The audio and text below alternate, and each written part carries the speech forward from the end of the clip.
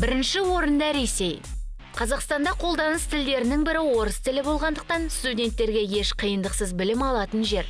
Сонымен қатар Ресейде медицина және техника саласында білім беру жақсы дамыған. Сол себепті де Ресей Федерациясы шетелдердің ішіндегі ең оңтайлысы. Қытай. Білім жүйесі ең қатал болғанына қарамастан қазақ студенттерінің көршілес сонау аспан асты елінде оқуы сәнге айналған десек те болады. Тіпті иероглифтарды үйрену қиындығы да ешкімді тоқтатқан емес. Үшінші орында тұрған Ұлыбританияда қазақ жастарын жиі кезіктіре аласыз. Олардың ішінде грант жеңгендермен қатар өз күштерімен түскендер де бар.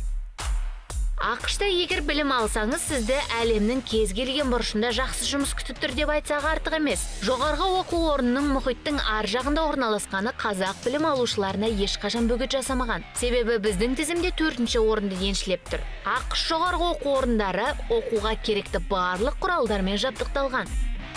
Чехияның біздің тізімде болуына бірнеше себеп бар. Ол мемлекеттің орналасу жақындығы мен оқу ақысының арзандығы. Тіпті сіз чех тілін білсеңіз, тегін оқу мүмкіндігі де болады. Әрине, географиялық жақындығы жайында да айта кетпесек болмайды.